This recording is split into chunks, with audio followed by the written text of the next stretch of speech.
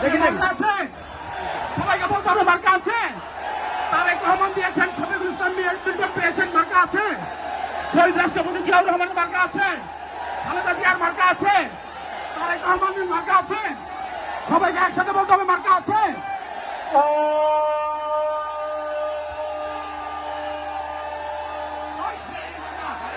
সবাই বলি একই সুরে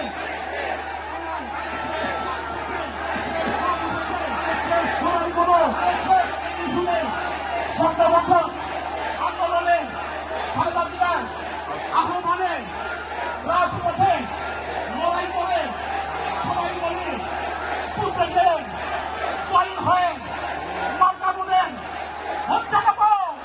সবাই বলো 12 তারিখ, সবাই বলি একই সুরে তারেক রহমানের আগমন।